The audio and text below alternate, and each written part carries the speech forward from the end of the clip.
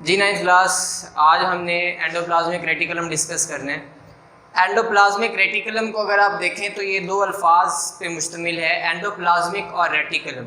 Endo mean होता है with in, plasmic यानी साइटोप्लाज्म, यानी विद इन साइटोप्लाज्म, और रेटिकुलम का मतलब होता है नेटवर्क, यानी कि नेटवर्क जो साइटोप्लाज्म में मौजूद हो किसी चीज़ का, that is called as endoplasmic reticulum. इसकी अगर डेफिनेशन करें तो ये है, it is the network of channels seen extending throughout the cytoplasm. पूरे साइटोप्लाज्म में ये चैनल्स यानी रास्तों का कोई ट्यूब सी हैं, पाइप से हैं जो पूरे साइटोप्लाज्म में एक्सटेंड कर रहे हैं, ये उनका एक नेटवर्क होता है जो पूरे साइटोप्लाज्म में। इसकी अगर लोकेशन देखी जाए तो ज़्यादातर ये प्लाज्मा मेम्ब्रेन के साथ कांटेक्ट में, यानी पूरे क्योंकि साइटोप्लाज्म में मौजूद है ना, तो ऑफनली ये प्लाज्मा मेम्ब्रेन के साथ कांटेक्ट में आ जाता है, यानी उसके साथ अटैच हो जाता है।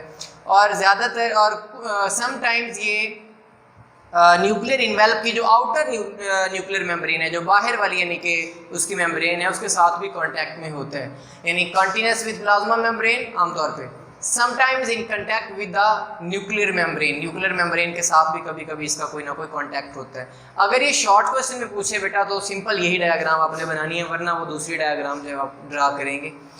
ये टाइप्स हैं इसकी, यानी कि स्मूथ एंडोप्लाज्मिक रेटिकुलम और रफ एंडोप्लाज्मिक रेटिकुलम। इनको अलग अलग डिस्कस कर लेते हैं, इनको ऐसा क्यों कहा जाता है, इनके फंक्शंस क्या हैं।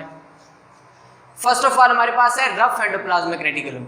रफ एंडोप्लाज्मिक रेटिकुलम जो है ये ऐसा पार्ट है रेटिकुलम का जिसके ऊपर राइबोसोम्स होते हैं। राइबोसोम्स आप पढ़ चुके हैं, छोटी ग्रैनुलर स्ट्रक्चर्स हैं, दानेदार साख्तें हैं जो साइटोप्लाज्म में भी होती हैं, और मैंने तब भी बताया था कि एंडोप्लाज्मिक रेटिकुलम के साथ भी अटैच होती हैं। तो इसके साथ जब अटैच होती हैं तो इसको एक रफ अपीयरेंस सी, यानी ऊपर ऐसे लगता है कि उभरे हुए हिस्से हैं, दानेदार सी साख्त है, तो रफ अपीयरेंस जो है वो अयां होती है इससे। इस वजह से ये रफ एंडोप्लाज्मिक रेटिकुलम कहलाता है। और इसको आप ग्रैनुलर एंडोप्लाज्मिक रेटिकुलम भी कहते हैं। ग्रैनुलर इसलिए क्योंकि इसके ऊपर, यानी दानेदार, क्योंकि इसके ऊपर छोटे छोटे राइबोसोम्स वगैरह जो है वो मौजूद होते हैं। देन है इसके फंक्शन। तो फर्स्ट इसका जो पहला काम है वो है फॉर्मेशन ऑफ एक्सपोर्टेबल प्रोटीन्स। ये ऐसे देखिएगा बेटा, एंडोप्लाज्मिक रेटिकुलम जिसके ऊपर राइबोसोम्स हैं उसने प्रोटीन्स बनानी है। क्यों? क्योंकि इसके ऊपर राइबोसोम्स मौजूद हैं, तो ये प्रोटीन एक्चुअली वो राइबोसोम्स बना रहे होते हैं, तो ये उनको एक्सपोर्ट करता है फिर बाद में, तो स्टोरेज भी करना होता है। सम प्रोटीन्स जो हैं उनको ये स्टोर भी करता होता है, तो ये इसके दोनों फंक्शंस हैं। स्मूथ एंडोप्लाज्मिक रेटिकुलम यानी कि SER जिसे आप बोलते हैं, SER स्मूथ एंडोप्लाज्मिक रेटिकुलम, और वो RER है।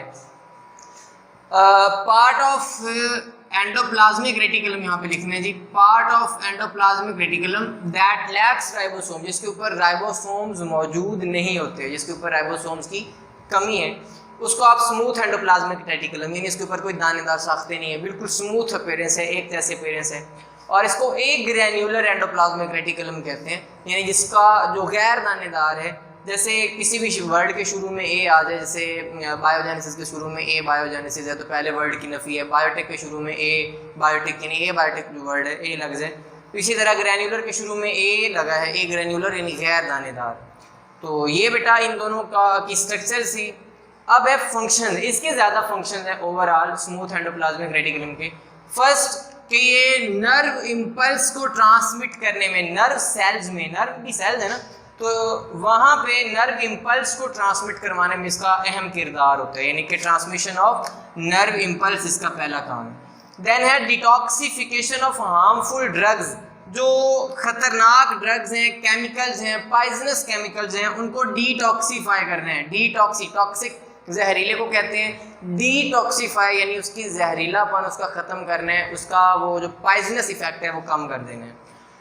फिर है लिपिड्स का मेटाबॉलिज्म। मेटाबॉलिज्म पहले समझ लें, मेटाबॉलिज्म तोड़ फोड़ को कहते हैं। मेटाबॉलिज्म की आगे दो टाइप्स हैं, एक को कैटाबॉलिज्म कहते हैं, एक को आप एनाबॉलिज्म कहते हैं। कैटाबॉलिज्म होता है कि कॉम्प्लेक्स चीज़ों को तोड़ के सिंपल में कन्वर्ट करना, और सिंपल को मिला के कॉम्प्लेक्स बनाना, वो एनाबॉलिज्म।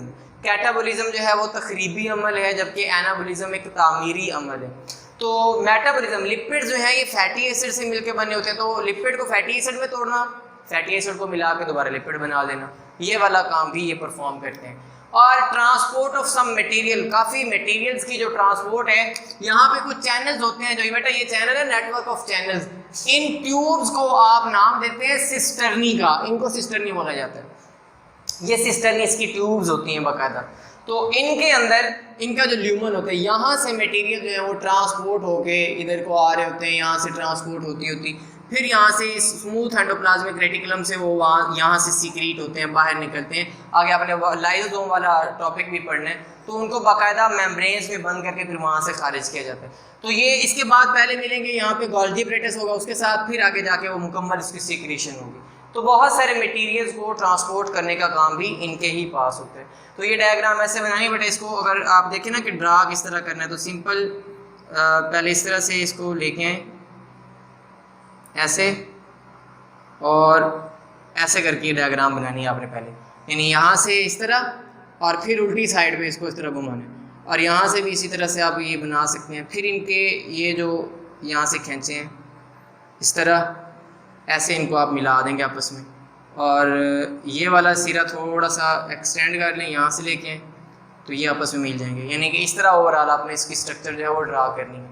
तो हमारे पास एंडोप्लाज्मिक रेटिकुलम का टॉपिक कंप्लीट हुआ है। नेक्स्ट टॉपिक इंशाल्लाह अगले लेक्चर में हम पढ़ लेंगे। ये बेटा साथ साथ इसी तरह से हेडिंग्स बना के इसको लिखिएगा। अल्लाह हाफिज़।